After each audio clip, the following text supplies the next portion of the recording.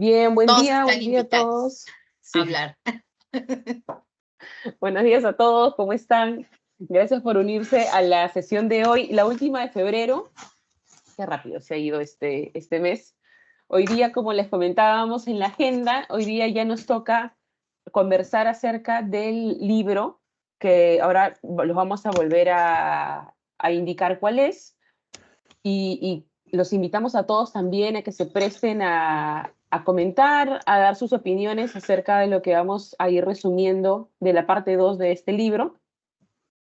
Y también, bueno, la semana pasada fue el Congreso de Educadores de la UPC y se habló también del tema de inteligencia artificial, y por ahí Daniel nos va a estar haciendo también algunos comentarios acerca de lo que vio, qué le pareció. Siempre la guía ligado a la educación, ¿no? Y bueno, antes de comenzar, comentarles que ya tenemos líder del grupo de ética, es una buena noticia, es un profesor de UPC, no les cuento mucho, hoy día no va a poder estar por compromisos que ya tenía, pero el próximo viernes se los presentamos, así que ya para poder empezar a trabajar con este grupo que estuvo en stand-by, no teníamos líder, pero ya lo retomamos. Bien, entonces vamos a comenzar a conversar acerca del libro. Este es el libro que... Espérenme, hoy se me fue. Voy a volverlo a compartir. Aquí está. Entonces, como habíamos quedado en sesiones iniciales, para mantener un orden los días viernes de nuestra comunidad, nos habíamos organizado en un viernes del mes, compartir acerca de alguna demostración de una herramienta de IA en la educación, otro viernes acerca de cómo esta herramienta se puede aplicar ya con usos prácticos, otro viernes leer acerca, ahora hemos tomado este libro como referencia, pero luego pueden venir otros textos también. Como hablábamos ahora, esta semana se dio todo un debate sobre los sesgos y estuvo muy interesante, hasta polémico, así que nos encantaría tocar ese tema, pero también basados en algún texto, en alguna investigación. Y otro viernes del mes, que suelen ser los últimos del mes, en este caso sería el próximo viernes, donde vamos a invitar a los líderes de los grupos a presentar los avances y que han venido trabajando durante estas semanas. Entonces, según la programación, hoy continuamos hablando sobre este libro. Ya habíamos conversado antes acerca de este libro, de la primera parte, y hoy vamos a ver sobre la segunda. Este libro se llama Inteligencia Artificial en la Educación, es del autor Holmes, del año 2019, que puede parecer de repente que ya han pasado algunos años acerca de eso, y varias cosas han cambiado, pero hay otras que no. Entonces, hemos elegido este libro porque tiene conceptos generales para poder conversarlo. No es un libro especializado netamente en inteligencia artificial, sino que lo habla de manera general. Y para nosotros como comunidad es importante tocar temas en base a literatura para todos tener una base conceptual acerca del tema. ¿Qué nos pasaba el año pasado? Que bueno, también recién empezábamos en esto, que hablábamos mucho de herramientas y cómo se aplican, pero es importante también tener estos conceptos, esta base, para poder discutirlo con una base sólida y poder entender también y estar alineados todos acerca de cómo es que la IA ha venido trabajando en nuestras vidas y también en la educación. Así que por eso es que para nosotros es importante colocar un viernes del mes hablando sobre temas así en base a algún texto o alguna literatura. Y este libro está muy bueno, que yo les recomiendo que lo puedan revisar. Yo les voy a compartir acá, y esto los había compartido antes, me parece, pero se los envío ahora también para que ustedes puedan también descargarlo. No sé si lo han leído, pero lo pueden, aquí está, ahora se los mando por el chat, lo pueden descargar a texto completo. Está todo en inglés, pero la lectura es bastante quizá ya se los compartí. Es ligera la lectura, no tiene términos muy rebuscados, así que es de lectura ágil. Y si no, bueno, hay varios traductores ahí que nos ayudan. Entonces, este es como un resumen del libro. Lo que vamos a hacer ahora, enfocarnos es en la parte 2 del libro. La parte 1 habíamos visto, y para hacer un recordaris, ya habíamos visto hace unos viernes acerca de la parte 1. Este libro se divide en dos, el qué y el cómo. El qué se enfoca en qué deberían aprender los estudiantes en la era de la inteligencia artificial.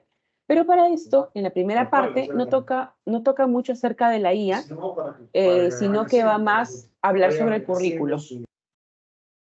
Va más a hablar sobre lo que trata el currículo, cómo se va a transformar el currículo educativo o cómo se debería transformar. Habla también sobre los contenidos que deberían incorporarse en las escuelas, en las instituciones educativas, eh, con el fin de que fomenten habilidades de pensamiento crítico y capacidad de adaptación, que es algo que también en instituciones de educación superior se busca. Y también la inclusión de nuevas disciplinas, y en esos capítulos ellos también comentan acerca de qué disciplinas se deberían agregar. ¿Se debería agregar cursos de inteligencia artificial como tal? ¿O primero conocemos a los estudiantes para los que estamos dirigiendo? Ahí hay varios temas que tocan, y entre ellos hay uno que es muy interesante, que arman este diagrama. Este diagrama ellos le llaman Four Dimensional Education, que es hecho por el Center for Curriculum Redesign. Este libro en realidad es editado por este centro. Este centro, no sé si ya lo habían escuchado antes, y es bien importante y lo quiero resaltar acá. Este centro es una organización sin fines de lucro que se dedica a mejorar la educación. Y ellos tienen como misión una pregunta, responder una pregunta. ¿Qué, por qué y cómo deben aprender los estudiantes para la era de inteligencia artificial? Entonces, en base a esta misión, de su pregunta, ellos empiezan a trabajar, empiezan a investigar acerca de muchos temas. Parte de esas investigaciones es el libro que estamos revisando ahora. Y ellos se juntan igual con diferentes instituciones gubernamentales, con jurisdicciones, con instituciones educativas, fundaciones, para investigar y analizar cuál podría ser el mejor panorama para los estudiantes en el tema de la IA. Entonces, como parte de esta investigación, ellos realizaron un diagrama. El diagrama que están viendo en pantalla lo trabajaron también como con 35 jurisdicciones, y hacen ellos todo un marco. Este marco descompone los objetivos educativos en las 4 dimensiones. Por un lado tenemos en la parte superior el conocimiento, que es lo que sabemos y entendemos, los skills, las habilidades, cómo podemos usar lo que sabemos, qué podemos hacer con lo que nosotros sabemos.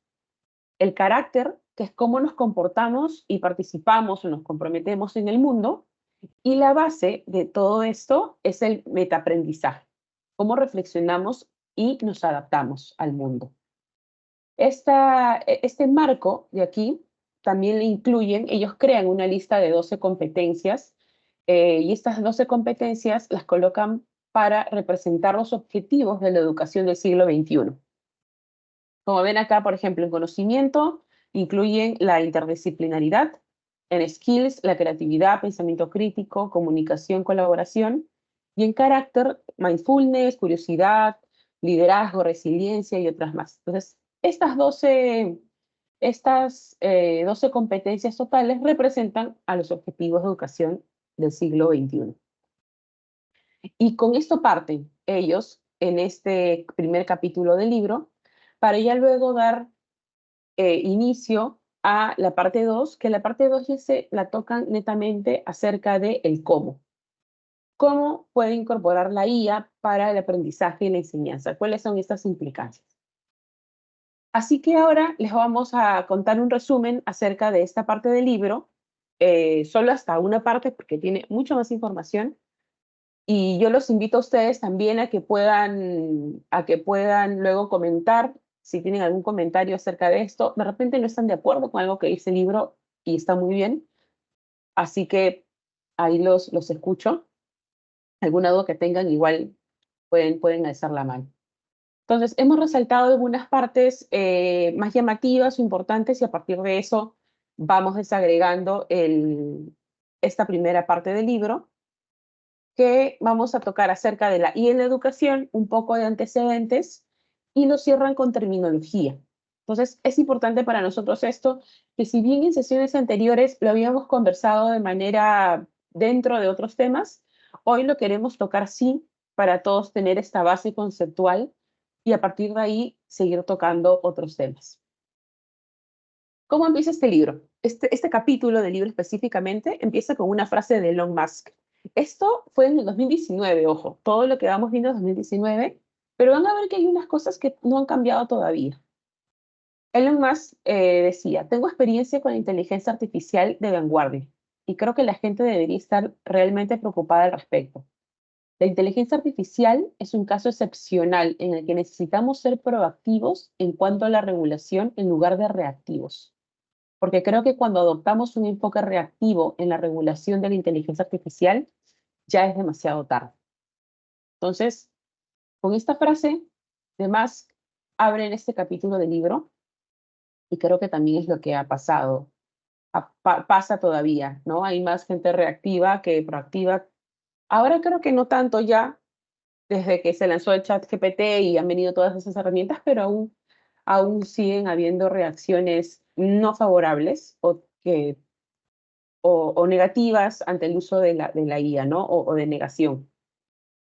Pero sin embargo, a pesar de que hay reacciones negativas acerca de esto, y está bien, de todas maneras, igual ellos indican que el mundo sigue creciendo de manera exponencial y la IA se ha convertido, así querramos o no, en una parte integral, omnipresente e inevitable, dicen ellos, de nuestras vidas, aunque a menudo de manera oculta. Eso era en el 2019. Lo veían más como de manera oculta en nuestra vida cotidiana, por ejemplo, desde Siri, periodismo automático, vehículos en movimiento, reconocimiento facial, diagnósticos médicos, son muchas de las áreas en que ya se ha venido usando IA, pero uno no lo conoce como tal, o no lo, o una persona, si le dices alguno de esos temas, no lo relaciona necesariamente con que deba ser inteligencia artificial, pero todos estos sistemas trabajan con este tipo de inteligencia. Entonces, en el libro comentan un poco acerca de esto, cómo es que se ha venido la IA impactando en nuestras vidas y cómo es que también, y es el interés del libro, cómo es que ha ingresado a las aulas. Ellos dicen que la IA ha ingresado a las aulas de manera silenciosa, a través de sistemas de aprendizaje adaptativos, de aprendizaje personalizado, de analizar grandes cantidades de datos de estudiantes.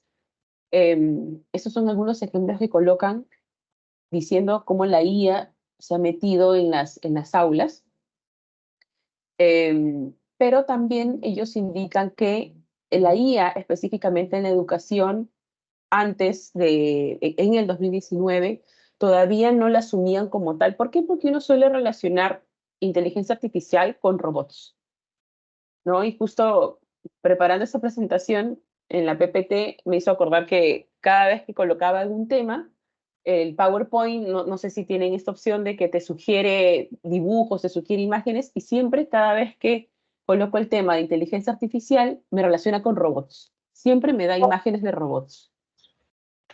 Entonces, entonces eso es lo que dice el libro, que uno más suele relacionar la IA con robots, pero no necesariamente pasa eso. O sea, no necesariamente la IA en la educación tienen que ser estudiantes enseñados por robots, ¿no? Entonces, y acá ellos introducen una frase de Audrey Waters. Ella tiene un blog acerca ve mucho sobre tecnología en la educación y está muy bueno este blog. Ahora está en el libro, les mando ahora el link para que lo puedan revisar. Y Audrey abre el tema y dice, deberíamos preguntarnos qué sucede cuando eliminamos el cuidado de la educación. ¿Qué sucede con el pensamiento y la escritura cuando todo el proceso educativo se externaliza a las máquinas, a los sistemas de tutoría inteligente, sistemas de aprendizaje adaptativo o cualquier otra descripción más reciente que pueda existir? ¿Qué señales estamos enviando a nuestros estudiantes?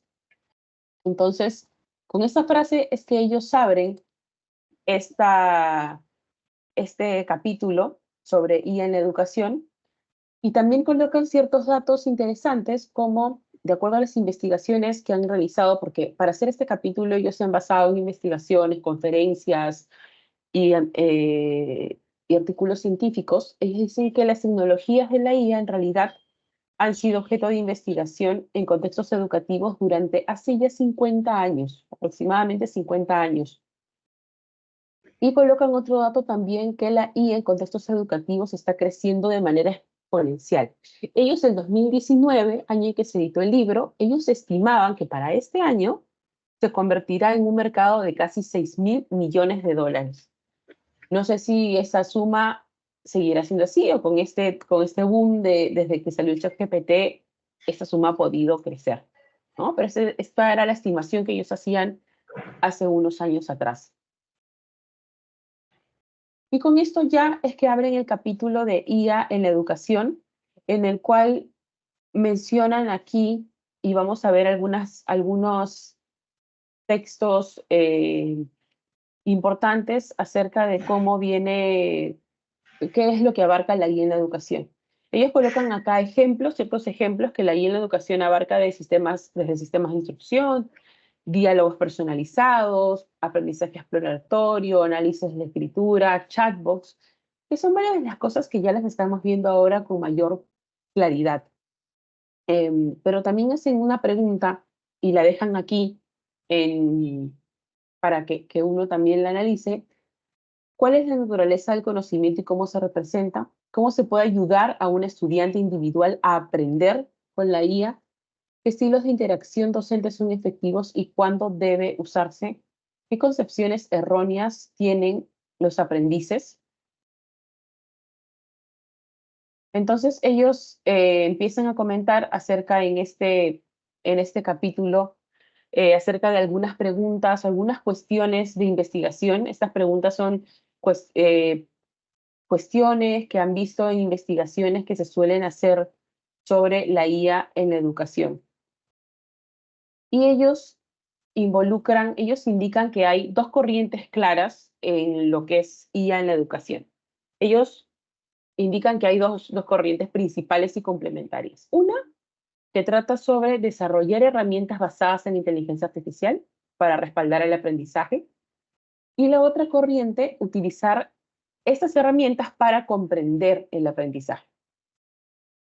Y que son, bueno, ahora vemos muchas herramientas que están trabajando o van enfocadas a eso. Entonces, por un lado, herramientas para respaldar y por otro lado, herramientas para comprender el aprendizaje.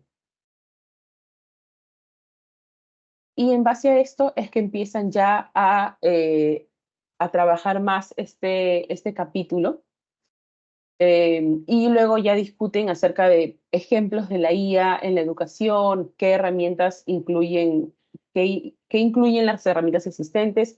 Claro, las herramientas de ese año, del 2019, ahora ha cambiado muchísimo. Ahora, y hemos visto el año pasado, viernes a viernes, cómo las herramientas van mejorando y van proliferándose también y se van creando de acuerdo a diferentes usos, por video, imágenes, texto, y etcétera, ¿no? Y otro tipo más de, de herramientas que pueden haber. Entonces, esta parte lo dejan ahí, en la IA en la educación es más que nada, abren como preguntas para que uno vaya investigando y a partir de ahí empiezan a desagregar ciertos conceptos y que luego ya en otros acápites ya van discutiendo más y metiéndose más a fondo acerca de la IA en la educación, pero ellos también dejan claro que en el libro, por ejemplo, ellos no tocan el tema y que sí podría tener un impacto, que ahora lo hemos visto más. Ellos, por ejemplo, no tocan mucho el tema de las funciones administrativas en las instituciones educativas. Planificación de horarios de clase, programación, gestión, finanzas, ciberseguridad. Ese tipo de temas ellos indican que en el libro no lo incluyen. ¿Por qué? Porque en el 2019 indican que todavía no lo estaban tocando mucho, pero que sería unos buenos temas para poder discutir. Entonces están más enfocados en cuanto al aprendizaje, en la enseñanza y aprendizaje en la educación. Después de ahí abren ya el capítulo de antecedentes de la IA, y aquí en antecedentes de la IA ellos indican justo la parte que señalo acá, que ellos dicen, de acuerdo a las investigaciones que han realizado, hay varios investigadores que ellos prefieren, indican, no inteligencia artificial, sino inteligencia aumentada. No sé, ¿y ustedes qué opinan?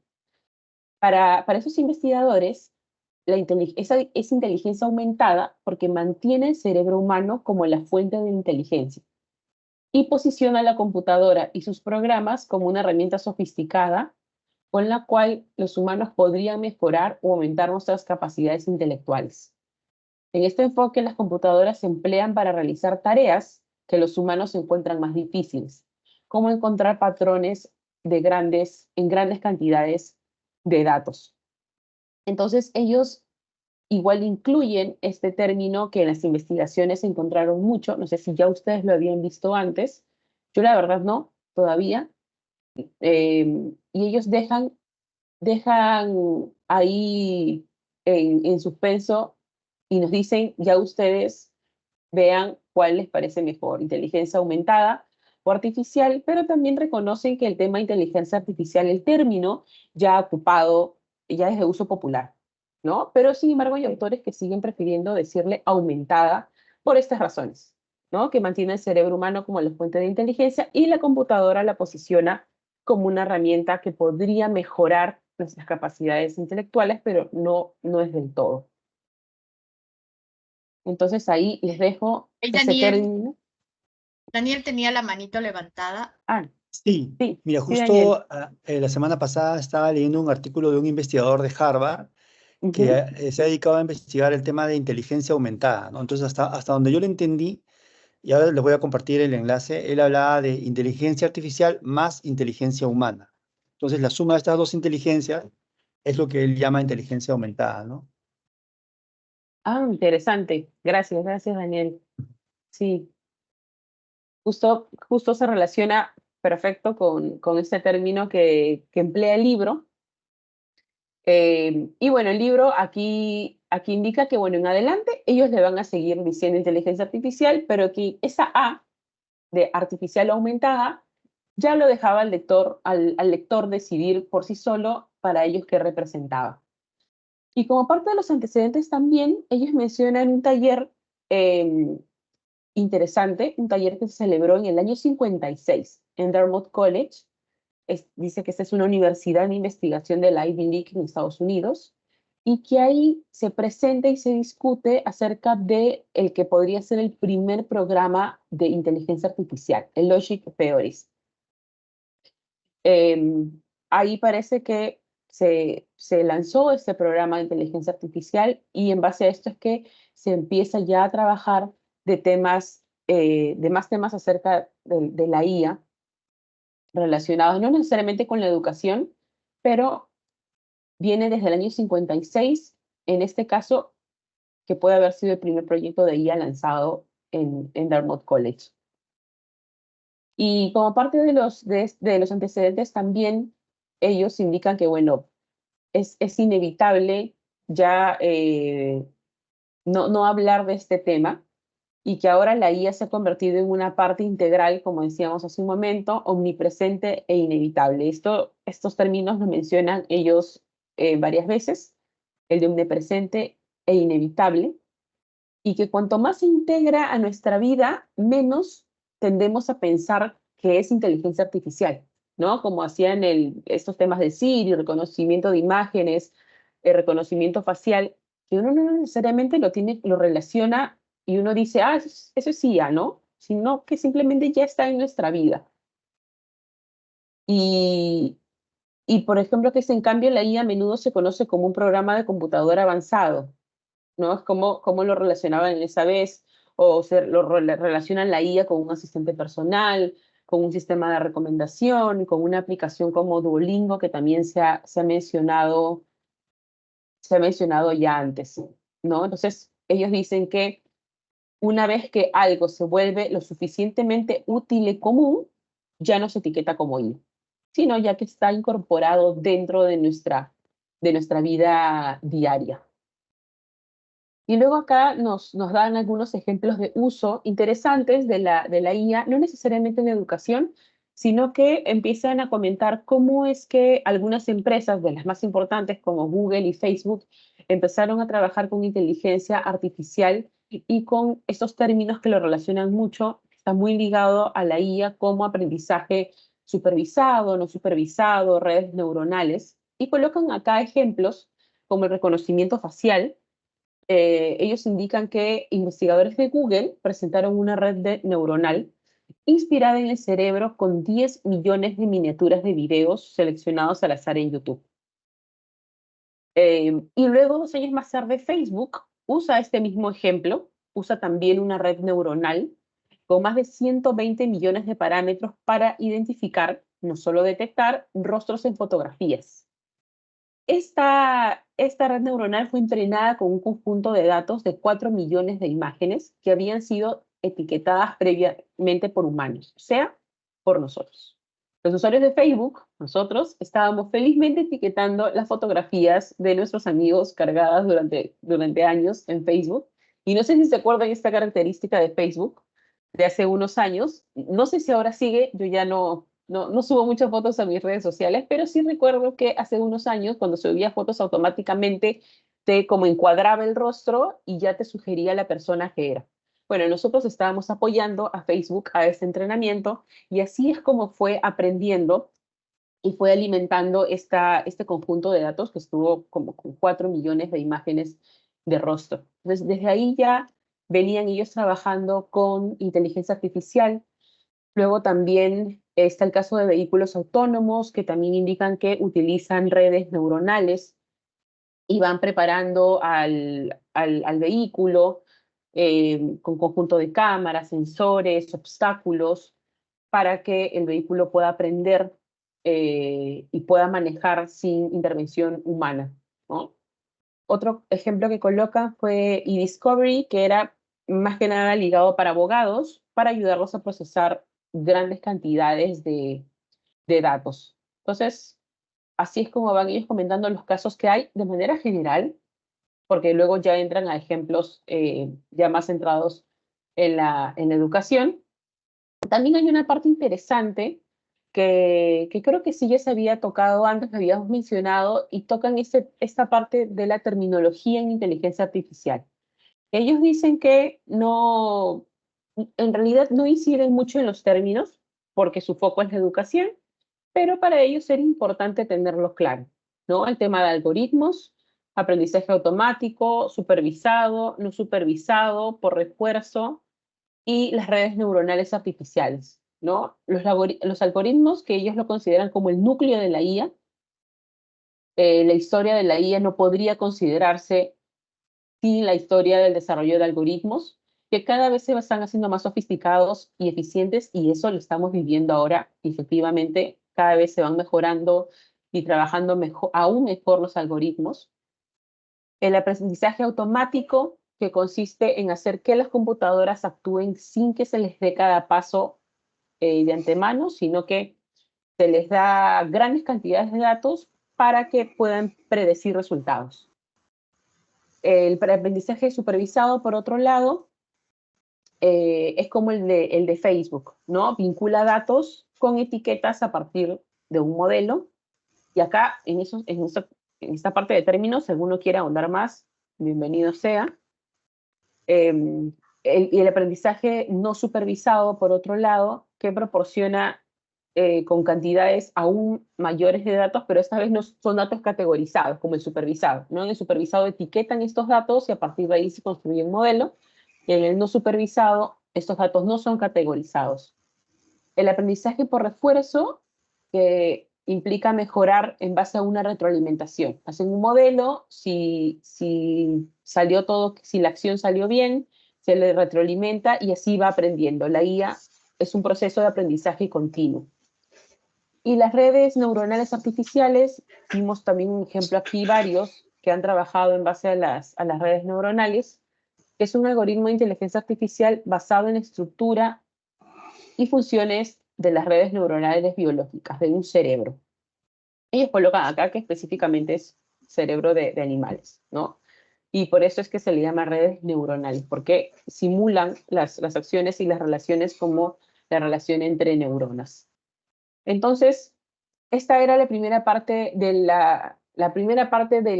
segundo capítulo del libro, en realidad, de la IA en la educación, y queríamos comentarles como un breve resumen acerca de cómo es que empiezan ellos comentando acerca de cómo la IA ha ido adentrándose en nuestro mundo y cómo de ahí se ha metido a la educación. En ese tiempo, en el 2019, decían de manera silenciosa. Creo que ahora no tanto.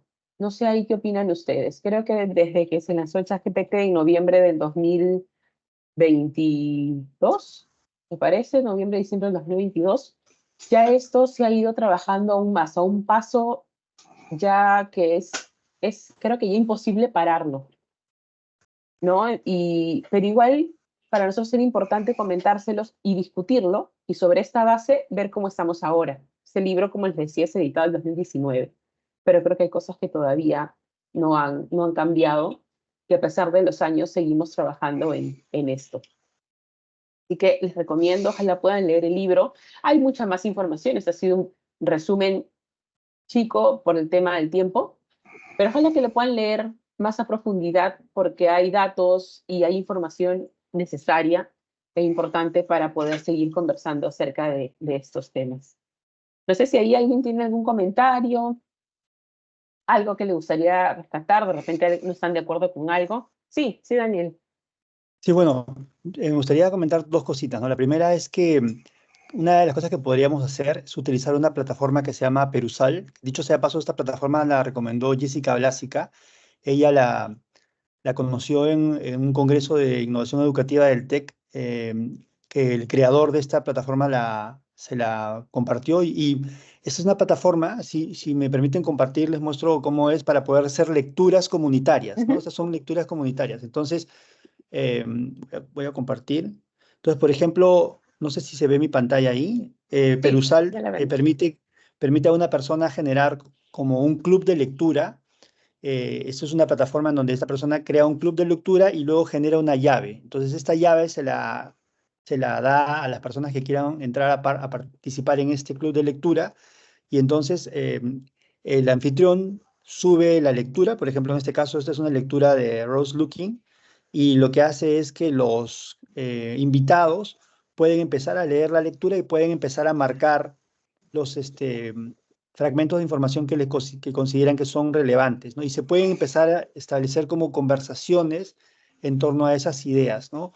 Yo recién empezaba a probar Perusal hace aproximadamente una semana, pero una cosa que me sorprendió es que es bien interesante porque permite lecturas comunitarias. Entonces tú puedes compartirlo a un grupo de personas interesadas en un tema y muchas veces lo que vas a encontrar es puntos de vista que de repente tú, por tu formación o tus sesgos, no consideraste relevante, pero que de repente otros sí lo consideran y por lo tanto hacer de la lectura un proceso mucho más rico. Además, que te permite hacer comentarios y luego sobre esos comentarios que pueden ser, por ejemplo, no solamente resaltar ideas, sino plantear preguntas, abrir una conversación, ¿no?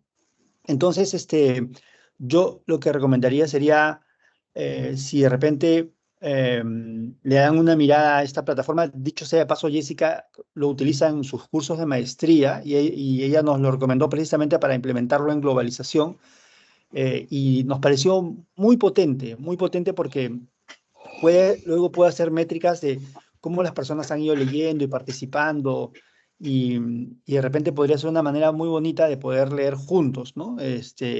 Que podríamos implementar. Eso sería lo primero. Y lo segundo, para cerrar, porque lamentablemente me tengo que ir, se me complica quedarme, pero me gustaría por lo menos eh, plantear una última idea. Antes que entres a lo segundo, solo aprovecho para comentarte que Perusal está integrado al aula virtual, hace varios Exactamente, años. Así que lo exactamente, pueden exactamente. usar desde Es el aula como, virtual. Sí, es una exactamente, herramienta justo gratuita. eso era lo que, justo eso era lo que iba a comentar. Esa era la segunda parte que iba a comentar. Me ganaste por puesta de mano. En realidad eso iba a comentar que, de hecho, esta herramienta está integrada al aula virtual y por lo tanto, para incorporarla en una comunidad como la nuestra o para incorporarla en un curso como el de la que tenemos en clase, pues es natural, se relaciona de manera natural porque lo podemos integrar al aula virtual, ¿no? Entonces, eso, ¿no? O sea, tú puedes subir lecturas y luego puedes establecer conversaciones y luego estas preguntas y comentarios luego se pueden resolver en espacios como este, ¿no? Entonces, eso era un poco lo que quería comentar. Gracias, Daniel. De verdad que es una... Sí, ya habíamos escuchado antes y gracias por traer la herramienta aquí y conversarla y puede ser una muy buena opción, como dices, para discutir también acerca de este libro, ¿no? Para hacerlo en comunidad, justamente. Creo que se presta para poder intercambiar opiniones, como dices, tiene bastantes opciones para interactuar, así que vamos a ver si lo incluimos en nuestra comunidad y vamos trabajando acerca de este libro o también de los próximos artículos e información que queremos ir compartiendo. Gracias, gracias Daniel. Daniel lamentablemente se tiene que ir, pero a ver si ya lo invitamos otro día para que nos cuente Él estuvo en el Congreso de Educadores y se tocaron varios temas de inteligencia artificial, así que ahí lo invitamos luego a Daniel otro viernes para que nos comente a detalle. Y bien, acerca del libro, no sé si ahí tienen algún comentario, algún punto que deseen hablar, conversar. Yo voy a poner mi mano. Yo quería ir, ahora que escuchaba todo o sea, esta predicción, bueno, de hecho ha sido una investigación en el 2019 cuando ni se imaginaban todo lo que iba a suceder en el 2022, 2023. Y lo que estamos viendo ahora, cómo esto está impactando al desarrollo de otras tecnologías como la computación cuántica, ¿no?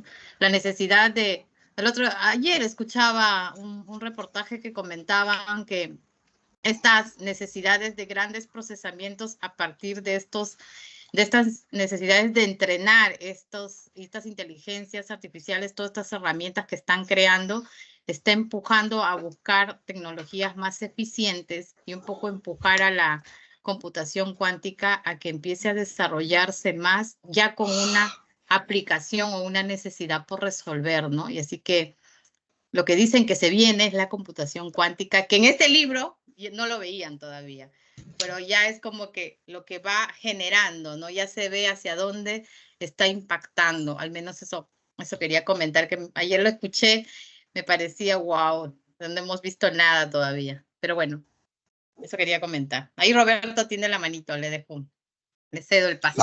La mano.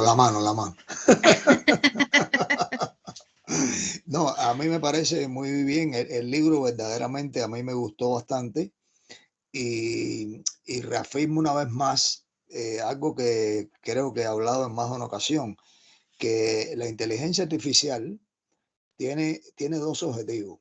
Uno, hacer que las máquinas hagan cosas que suponemos que únicamente pueden hacer los humanos. Y el segundo objetivo, como decía Minsky, que era el más importante, era entender qué es la inteligencia.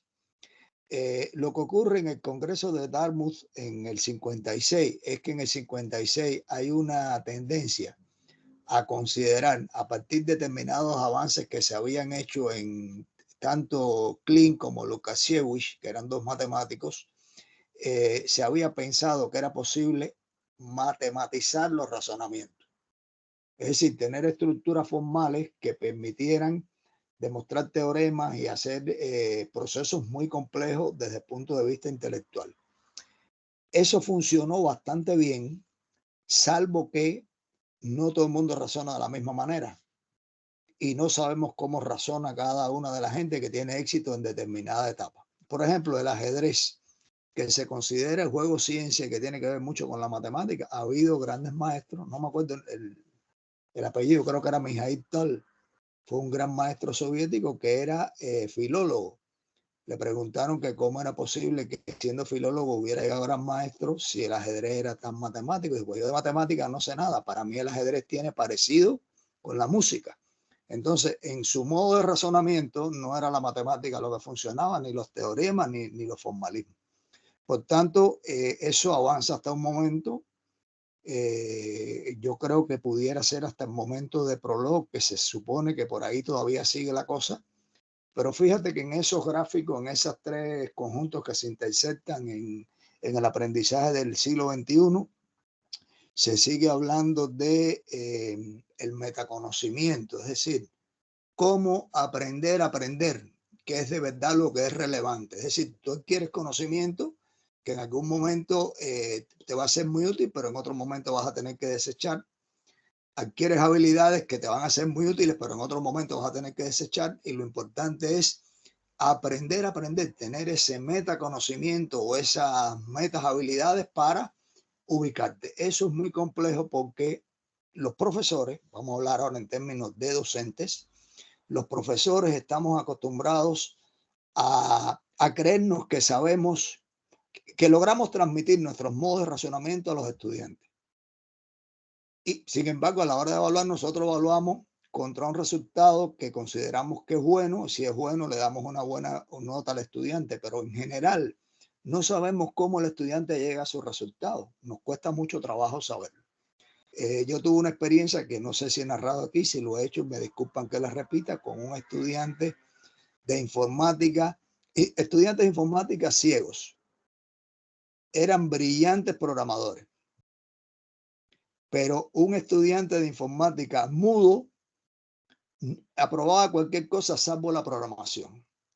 Y el asunto era que yo no lo conocía, yo era el decano de la facultad y no lo sabía, que las personas que son mudas, él hablaba por un lenguaje de señas, utilizan un vocabulario, un vocabulario de la lengua que es muy reducido con respecto a nosotros. Entonces, él simplemente no entendía los enunciados de lo que se le preguntaban.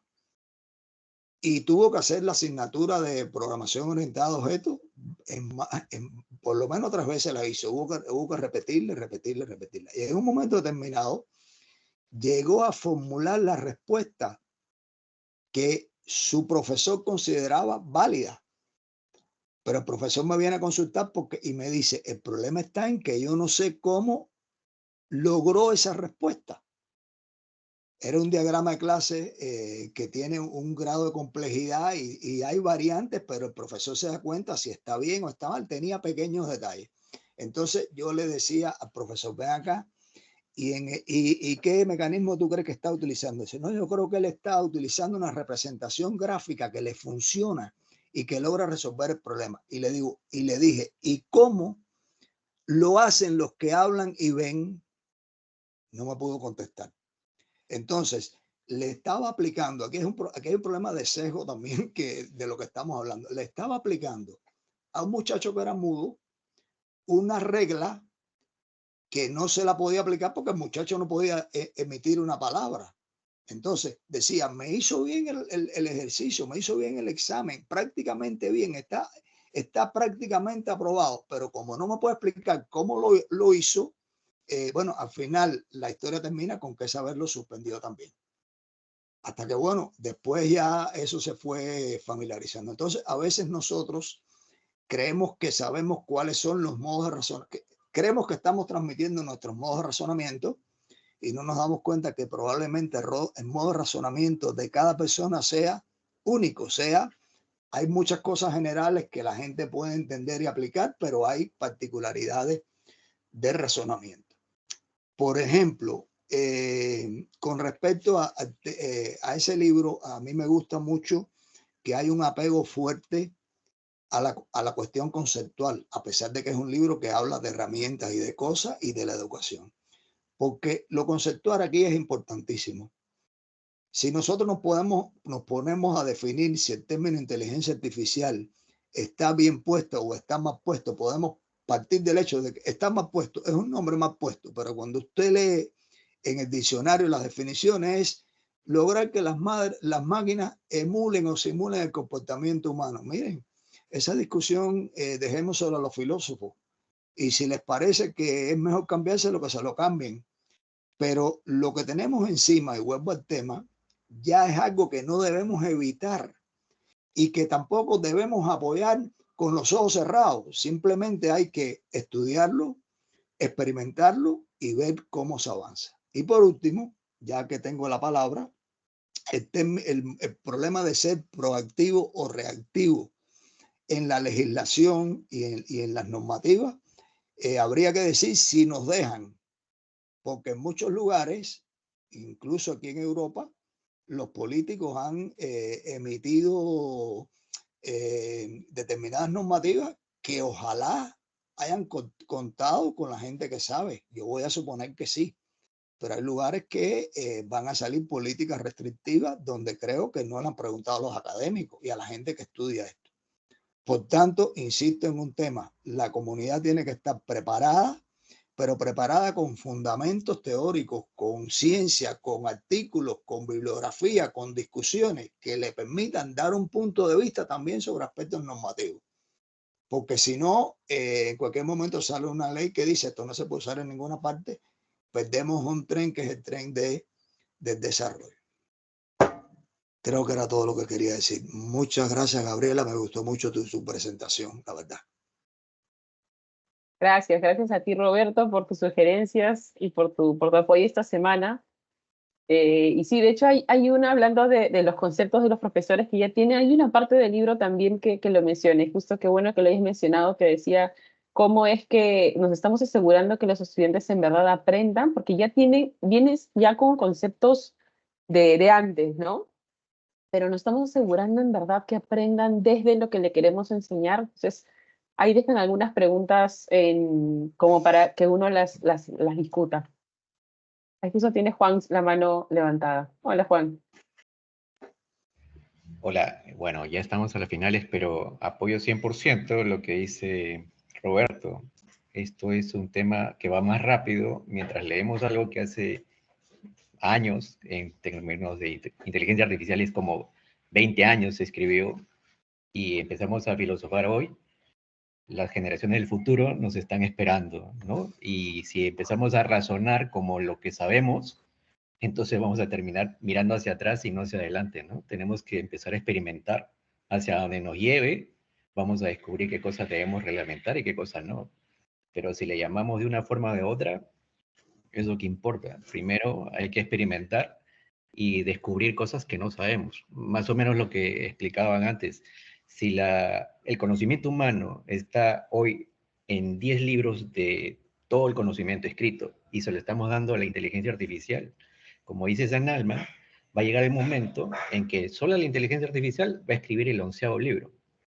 Ahí es donde tenemos que llegar, ¿no? Entonces, vamos, ¿cómo hacemos para descubrir el final de las enfermedades que nos agobian, el envejecimiento, la vida en otras galaxias? Hay tantas cosas en las cuales tenemos mucho que hacer y con la ayuda de la inteligencia artificial lo podemos hacer, ¿no? Hay que empezar a experimentar, es lo lógico. Hacia allá tenemos que dirigirnos. Eso es todo, gracias. Gracias a ti, Juan. Ahí está. Lorenzo tiene la mano levantada. Hola, Lorenzo.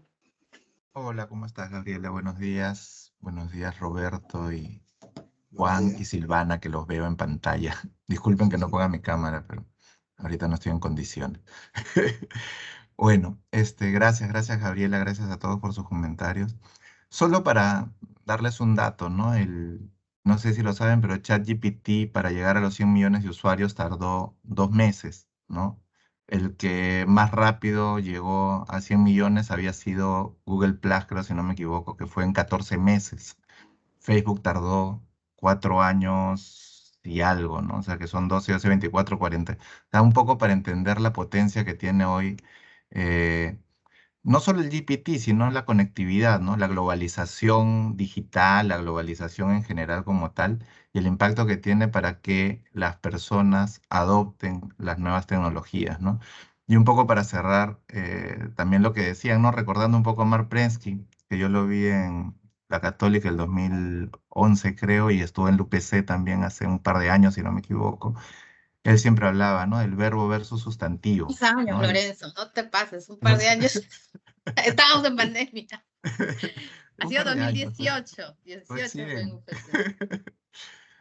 Mi sentido del tiempo vuela un poquito. Pero bueno, lo que decía él era el tema, ¿no? De verbo versus sustantivo, ¿no? El verbo es lo que se va a mantener, ¿no? Nosotros vamos a siempre hacer presentaciones, siempre nos vamos a comunicar, siempre vamos a seguir aprendiendo, ¿no? Y el sustantivo se refería un poco a los, en ese momento, ¿no? A los aplicativos educativos, a las tecnologías. Eso va a ir variando, ¿no? Y lo que tenemos que hacer, como bien decía Juan, ¿no? Tenemos que seguir explorando, tenemos que seguir aprendiendo porque eso no es estático, ¿no? Antes para hacer una presentación usábamos, no sé, yo me acuerdo, las transparencias todavía utilizaba, ¿no? Luego apareció ya con más fuerza el PowerPoint, luego ya apareció Prezi, Canva, Genial y ahora, ¿no? Entonces, eso va cambiando, pero presentaciones siempre vamos a hacer, ¿no? Lo mismo sucede, bueno, con inteligencia artificial, me acuerdo.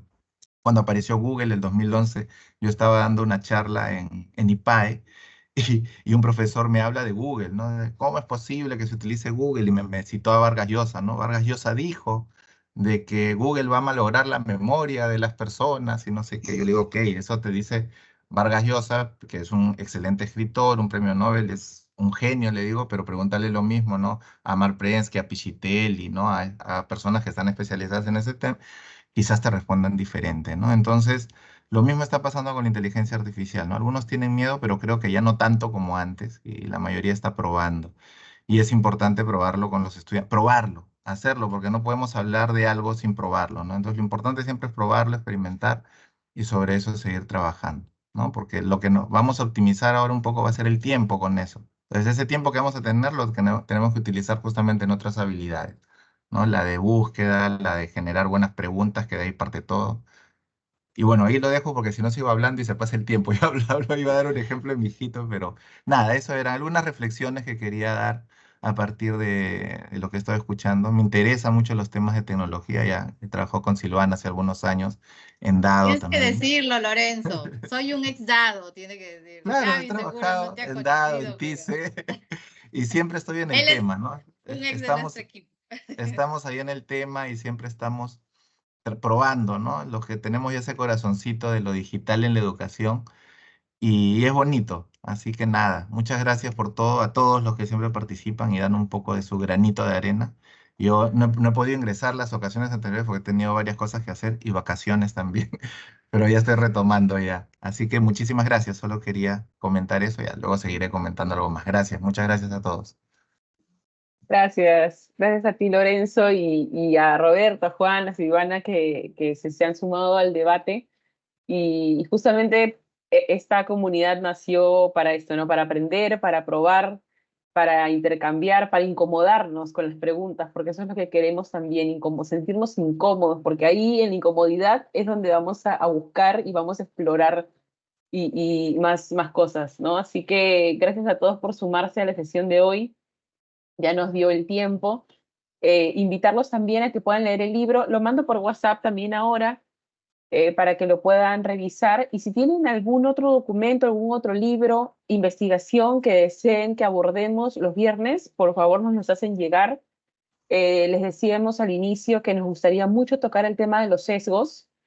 Importante, se quedó esta conversación por WhatsApp, pero creo que es necesaria poder tocarla aquí con todos y que todos se puedan sumar, pero como siempre decimos, ya no queremos hablar así a lo loco, sino empezar con una base conceptual, con una base teórica, y a partir de eso empezar a discutir acerca del tema. Creo que nos viene bien a todos recurrir a la literatura, a estas fuentes confiables para ver qué dice el mundo acerca de esto, qué dicen los investigadores, y a partir de eso sumemos nosotros desde nuestra perspectiva comentarios acerca de un tema.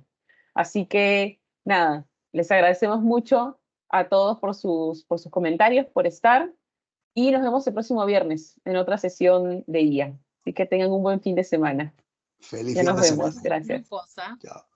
Prepárense. Avance de Sí. grupos el siguiente viernes. El próximo viernes tocan los Chao. grupos. Muchas gracias, Juan. Ya nos Estudiemos, vemos. estudiemos.